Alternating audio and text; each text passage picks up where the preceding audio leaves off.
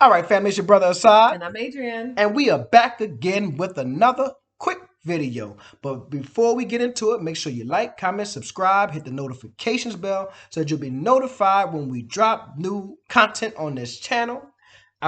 Secondly, in terms of housekeeping, as I said, I would never do a video without thanking my South African family for all of the love and support that you guys have shown this channel and my family. I greatly appreciate it. And you guys are the best. Just want to make sure I say thank you to you guys, as well as all of the other supporters of this channel. We greatly appreciate it. Indeed. Third, this Sunday, the first South African-American dialogue of 2022. Bam, bam, bam. Gonna be some good stuff. Bam, bam, bam.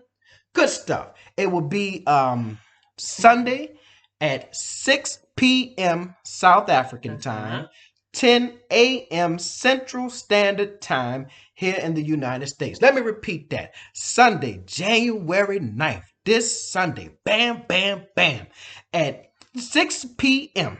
South African time, 10 a.m. Central Standard Time in the United States. It will be the first South African-American dialogue of 2022, and it will be centered on mental health.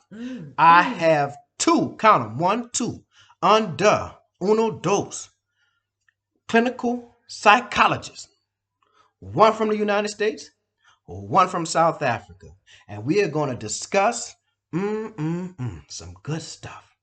We're going to discuss some good stuff. We're going to discuss COVID and the stress that it caused, mental health stress.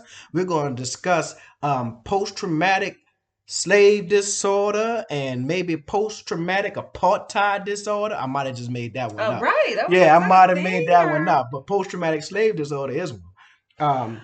All the stress related to that. Then we're going to discuss ways in which African-American mental health professionals and South African mental health professionals can what? Build bridges and close the gap. So make sure you guys tune in for that. Now, quick reactions. First of all, this is a polo. It's a polo. But quick reactions. Well, you know, because somebody might be like, Brother Assad ain't in the polo. I think they could probably tell. Well, I want to make sure they could tell now. I don't want no games being played. All right. So, there were some quick reactions to the New Orleans videos, right? The last video we put out was on New Orleans. And I think a lot of people, lightweight, felt sorry for us. That does sound. One person said, I was going to visit, but I think I'll explore my own country instead. Yeah, you know. Is that what we did? I don't know. I just try to give it to you honest. I want to say a few things about the city of New Orleans. The city of New Orleans is actually a very beautiful place. It's dangerous. I will never not tell you the truth. Yeah. The city of New Orleans is dangerous. And a lot of times when we tell people, hey, we're moving to South Africa, they're like, man, it's dangerous. You have to be careful. Be careful. Because it's dangerous in South. I was like, I have made it 42 years in New Orleans. I'm battle tested. You understand? I'm battle tested. Let me be clear. And this is very serious. And I want to say this. Let me stop joking and playing. In the last 2 weeks in the city of New Orleans, we have lost a 1-year-old, I believe a 7-year-old, and a 12-year-old to gun violence in the streets. At the end of 2021, New Orleans had a murder rate of about 60 per 100,000. Maybe it was 66 per 100,000. We only have 300,000 people in the city. Yeah. You understand what I'm saying? So we're a small, violent town. I will say that. Okay. That being said, it is also a very beautiful town in its own way, in its own uniqueness, right? In its own peculiarity. There we go. That's what I was trying to say. That's what I was trying to say. And its peculiarness and its idiosyncrasies. The city is very beautiful in that way. It's an old city, 300 years old, and a lot of the infrastructure is that old.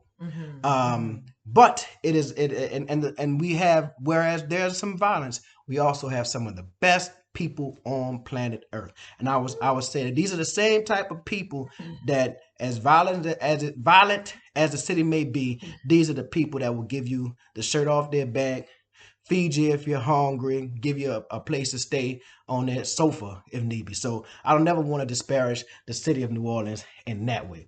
But yeah, I will tell you the truth. It's old. The infrastructure is bad. The streets are rough, and I think that makes a lot of people angry and violent. And then it get hot down Not here a lot too. of job opportunities. Not a lot of job opportunities. Schools are not well supported. La la La la la la la. la la. You can go on and on. We got good food. We got good festivals. Right? New Orleans is a tourist town. And so before we get off too far, let me just say this. That I think the population of New Orleans is under 350,000. The day-to-day, everyday population of New Orleans is under 350,000. And during Mardi Gras, we get over 1 million visitors. Right? Yeah, Mardi Gras is about a month and a half long, whatever have you. During the Essence Fest. And there used to be an Essence Fest out in Durban in South Africa. Yeah. Well, yeah. But the Essence Fest comes to New Orleans every July. And the Essence Fest brings about 500,000 people. Now, it hasn't done it because of COVID in the last 2 years. Yeah. Because it was virtual 1 year and canceled 2020. But 2019, 500,000 people come just for Essence, right? So we are a tourist town, and people ask, well, where are the streetwalkers? I didn't take you downtown. When I drove around, I took you on the outskirts around downtown. Downtown is the French Quarter and what they call the CBD. And all that is a bunch of hotels. Yeah. Hotels and restaurants. Hotels and restaurants. And parking lots and bars. Like some historical sites. Yeah. Yeah. But they got a lot of bars, a lot of restaurants, and a gang of hotels. A gang of hotels. If you're getting 1 million visitors, you need a gang of hotels. Yeah. Right? And so that part of town where you would see like streetwalkers and stuff, I didn't go there because we don't go there. No. New Orleanians don't go downtown because it's for tourists. We only go down there. It's a little out of the way. It's just inconvenient. It's nothing down there for us. Yeah. Nothing down there for us. It's the only time you may see us is during Essence Fest and during Bayou Classic, which is a football game. But other than that, it is for the tourists. So hence I took you around all of that so you could see the New Orleans that most everyday New Orleanians see. All right, cool. Yeah. So we got that out of the way. So now let's talk about some opportunities that we notice that we have discovered for African Americans to invest or to create business in South Africa. Yes. So this is the number I want to say. 500,000. Bam, bam, bam. 500,000. There is a 500,000 bed shortage for student beds in South Africa. Yeah. 500,000, right? I think the World Bank loaned some company like 150 million rand, to build some houses, and they said by 2026 they could have 15,000. See, that's where that y'all talked about them wood houses in New Orleans. But look, the reason why they wood houses in the States is because they fast. You can build them fast, and it's cheap. That's the truth. Yeah, it's fast and cheap. You know, so maybe. Well, anyway, right? 15,000. That's a little low number. It is. And it seems like a lot of money for that drop in the bucket. And 4 years too. It's 2022, 2026. It's taking 4 years. Yeah, it gotta be. But here's a grand opportunity for African Americans, maybe not to go build wood houses. I don't think South Africa is going to be into wood houses, but it is an opportunity for African Americans not to interrupt you, but I have seen in South Africa some creative uses of like container homes. Bam. And sort of tiny home designs. Yeah. I have seen that. Now I'm not, I haven't gotten permits in South Africa to build. Right. But I've seen it. I know it exists. I think there was a 27 Catan, 23 Catan, something like that. Was that what we were looking for that day? I don't know. I could have that wrong. I thought it was near Melville. When we were riding with I just know I've seen it. Yeah. Okay. I've seen some projects. Either with tiny home buildings or container homes, things like that. So an opportunity to build affordable houses. But even if you don't want to build from the ground, you could. The African American has the opportunity with the American dollar. That's the only thing we have to our advantage in this world. We are oppressed group, bottom caste in the United States, but we just happen to earn the American dollar. Well, that American dollar gives you more buying power in South Africa. So you could actually buy a property that may not be, well, first of all, let's go back. There's actually a government program, True. the National Student House. I don't know what the acronym is, but I was just about to make up It's something. been so long. But yeah. Yeah. There is a program. But there's a program, and it's kind of like Section 8, Mhm. right? So here in the States, Section 8 is when the government pays the rent for somebody to live in your house, right? They are low income, no income, and the government will give them a voucher and they will bring it to you and say, I want to live in your house. Now, in order for them to live in your house and the government to pay, your house has to be up to a certain Right. code, Certain a certain standard, Come right? out and inspected, all that stuff. Right. What is Mhm. it's exactly this kind of the same way for the student housing in SA. In order to get into this program, it's like, again, somebody in the comments will tell us the name of that program. But in Mhm. order to get into that program, your house has to be up to a certain standard. But if it is, the government will pay, instead of the student having to pay for the housing, the Yeah. government will pay you for the Mhm, housing, and mhm. that's more guaranteed, secured income. You know, you can count that, Right. right? So, More than you can count a student. definitely, Students. yeah, lose their job. Ooh. And then the most important thing is that a student shouldn't have to be concerned about where they're going to lay their head. If you want to build a bright future and a bright country and a bright nation, you need to have your best and the brightest focused on their work, focused on their lessons, and get it and the least amount of stress Yeah. possible, right? At least And while they're I studying. wonder if it's a voucher system in the way that it is here, where if you do something to destroy someone's property, you risk losing your voucher. Therefore, it's Oh, an yeah. incentive for you not to Oh, clown, that's true. for you not That's to true. destroy somebody's I stuff. wonder if it's And like if that's that. the case, Yeah. I think that's the way to go. Because Yeah. that's another thing. Students love parties. Right, right. You know, That's right. With the you Section ever 8. own rentals, you don't have time for that. Yeah, that's true. With Section 8, if you destroy something on Section 8, Yeah, that voucher they'll be like, oh no, we're not paying for you no more. Right. And that's it. And people don't want that because they don't want to end up being homeless or having to pay their own rent. So yeah, I wonder if that's a part of that program. Yeah. But either way, I mean, those are the logistics. Those are the Yeah. things people need to figure out. But the opportunity is that there's a 500,000 bed shortage. And African Americans, again, you can buy a house for pretty cheap that may not be up to standard. Invest what little money we can scrape together, and boom, get it up to standard, and then start receiving income for those students. And then now you're killing two birds with one stone. You're now into an Mhm. industry which you are locked out of in the United States. Yeah. You are locked out of that industry in the United States, but now you can be in that industry in South Africa, and you could help solve this problem of student bed shortages, Yes. as well as their number two. Mm-hmm. In a related, right? In a related issue, there is a affordable housing shortage. Right. So not just a student shortage, right? Mhm, Now there's mhm. an affordable housing shortage in South Africa. And again, this is another opportunity for African Americans to leverage, is the language, Yes. to leverage the American dollar and to go in and create affordable housing, right? To Mhm. create, there's an affordable housing crisis right now in the United States. You Yeah. have working homeless.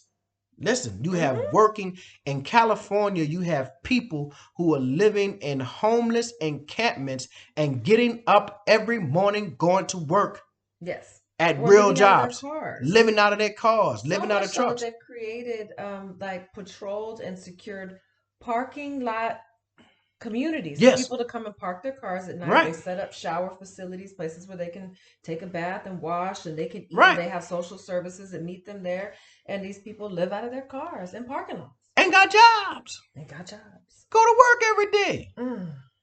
Got jobs. Teachers. Well, they might ask you, well, if that's the case in the U.S., how come you're not, creating affordable housing in the States? Because if we could afford it, we would do it. If we could afford it, I just told you a shack here costs $200,000. A shack with a bucket for a bedroom costs $200,000. You remember when a tiny home, you could build a tiny home for like 10, 20,000. Now they selling tiny homes for $30,000. like wow, 100,000 But for a tiny home. that is capitalism. That is American capitalism. And as soon as they see Um, a market, something that was meant to reduce your costs, to reduce your lifestyle. I'm gonna get a tiny home for $10,000, and then you tell your friend, "Oh, that sounds like a great idea. I'm gonna get a tiny home too." that's so cool. And then the next thing you know, 5,000 people start getting tiny homes. All of a sudden, tiny homes went from 10,000 to 30,000. Oh, they way more than that. Yeah, so now you can't Unless you even. do it yourself. You build it yourself from the ground up. That is classic American capitalism. The demand increases, and so does that price, and it increases so much that the market can no longer bear it, right? And then you see market collapse. But affordable housing. So yeah, if we could afford to get into it in the United States, but black people again are a bottom caste. If you want to talk the data, we can talk the data. Right. Don't get mad at us. If you want to talk the numbers, don't get mad at me for telling you what the data said. The data says that we are bottom caste. The data says that black people really don't have money in the United States. We didn't say what Instagram says. No. We didn't say what Beyonce and Jay-Z said. No. Those are anomalies. What your favorite NBA player said. Right. We're talking about the masses of black people. The everyday, what the philosophical musician.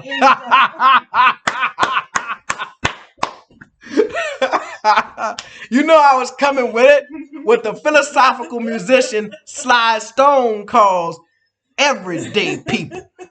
The everyday black people. Huh? Everyday black people don't have money. But some of us can scrape together $1 or $2 in order to invest in South Africa, in order to actually get affordable housing, and then make yourself property owner, and then start to leverage that in South Africa to kind of acquire and accumulate more if you choose to do so. So the opportunity is there. I always tell this story. This is what our Hispanic brothers and sisters have been doing in the United States for the last 30, 40 years. They come from Honduras. They come from Guatemala. They come from Mexico. And they'll come Salvador, and they'll live poorly in the United States. And they will take all of the money that they make cleaning houses, building houses, cutting grass, whatever they're doing, whatever industry they may be into, and they'll take that money and they send it back to El Salvador. They send it back to Guatemala. They send it back to Mexico. And when you go and see their houses in El Salvador and Mexico and Guatemala, they got many mansions. Because the dollar is stretching and they know how to leverage that. They say, I can come over here for 5, 6 years and live poor, live, communally. 15 in a house, yeah. And this, I'm not trying to be racist. This is what we have seen with our own eyes. And this is very intelligent what they're doing. It's very intelligent what they're doing. Then they're going back, taking the money that they're getting from the United States, building up their homeland. They're building not only their own house, now their families have houses, and now they're buying land for their families, and they're investing in schools. Dr. Renee from Haiti. Dr. Renee from Haiti built the entire hospital, right? For his people in Haiti. You see what I'm saying?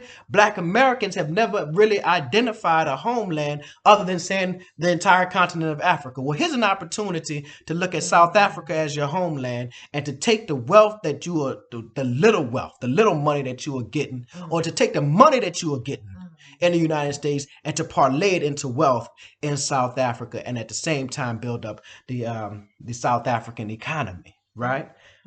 So that's just that opportunity. So the affordable housing, we went over affordable housing, we went over student housing. So let me go to my notes.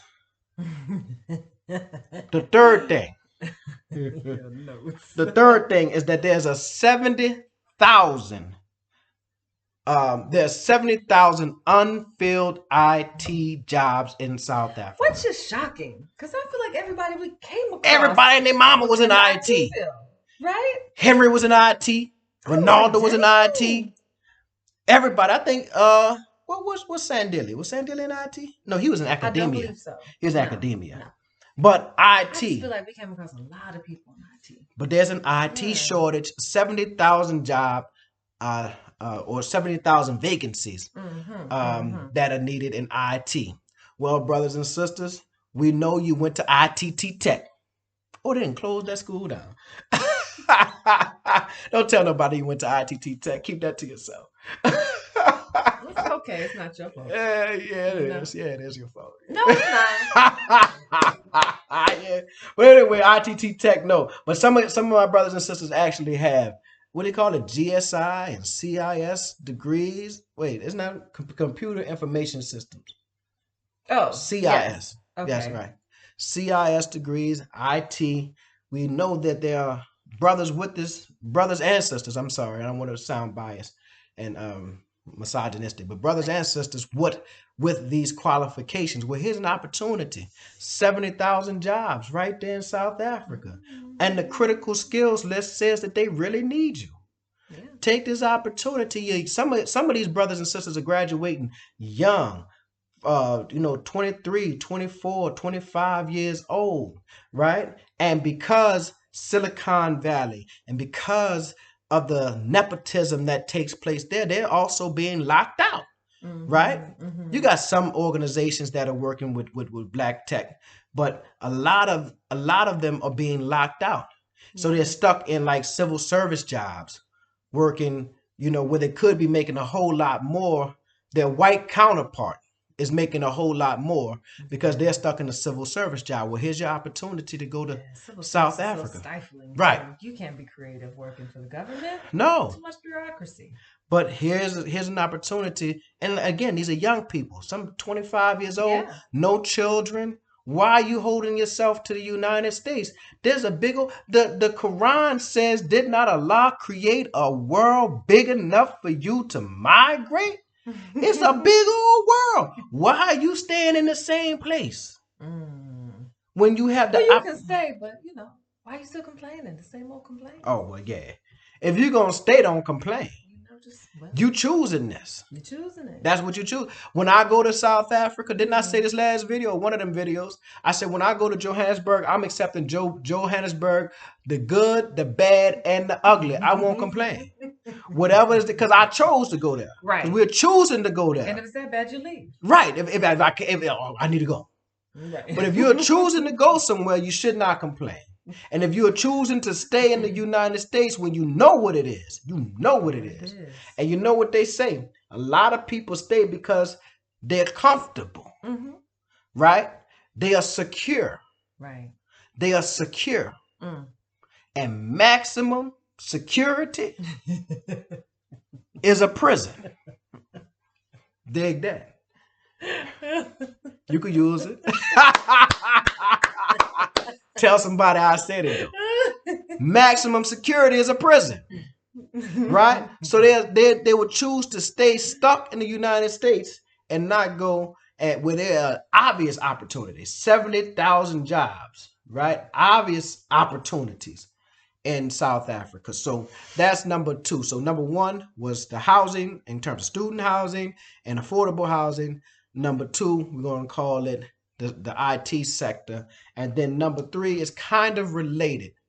Healthcare and STEM teachers. So they need healthcare professionals and STEM teachers, right? Science, technology, engineering, and mathematics, right? Or mathematics. Some people call it STEAM, science, technology, engineering, arts, mathematics.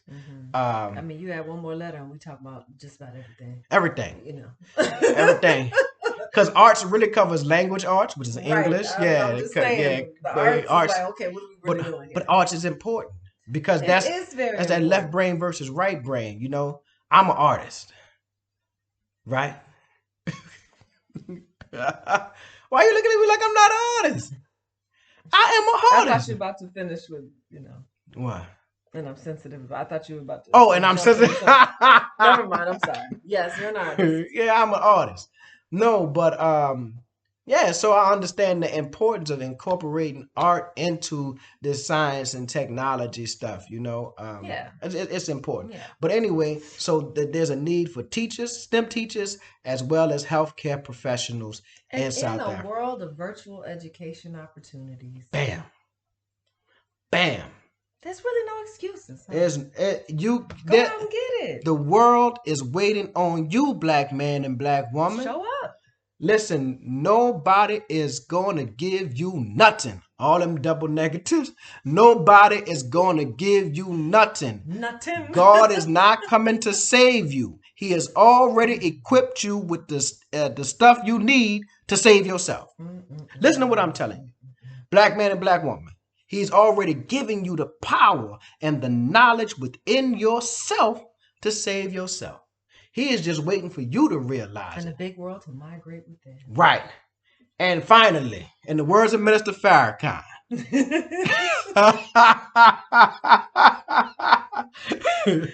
in the words of Minister Farrakhan, you don't have to tell Pharaoh to let my people go. Pharaoh has already let you go. Now you need to let Pharaoh go. Right, Pharaoh, please go. Pharaoh locking you up and killing you. He already told you he don't need you. And you still over here trying to convince Pharaoh. Oh, the music to Pharaoh's ears. Man. Oh, even thank God. Man. Finally, we've been trying to get rid of. Listen, we could get reparations if we said we was leaving. They'll buy plane tickets for us. Where you going? Where you going? You want some land? Oh, cool. We got a check for you. Because y'all been on our nerves. Listen, them people tired of us. Them people tired of us. Man, look. They tired of us. You know, don't you get it? We have to do for self. Yeah. As much as I believe in reparations, I have written extensively on the subject. So don't get me wrong. We are deserved and we are owed reparations. Will it come? I don't believe that Satan has any compassion for crimes or any remorse for the crimes that he has committed. So why would Satan then write you a check and say sorry? Who was the politician? Was it LBJ? Just said, now make me do it. I think that was Roosevelt when he was speaking with the Pullman porters. Oh man, I forgot the brother's name, and I'm supposed to be a historian of that. But he told him, he said, now you said, I agree with everything that you have said here. You're old. You are. Yeah, I agree with everything that you have said here. And now I need you to go out and make me do it. Yeah. Oh. Yeah. Yeah, that's what he said. I'm trying to look up the brother's name. I don't like not being able to share that name with my people. Make me do it. Huh? Yeah, let me look up the brother's name, man. Oh, man. Go ahead, talk amongst yourselves. I'm coming. Yeah, talk amongst yourselves. Yeah. Oh. I mean, really? What? We got to look him up. I gotta look right him up. now? I gotta know his name. Oh Lord, you got me putting in LBJ and everything.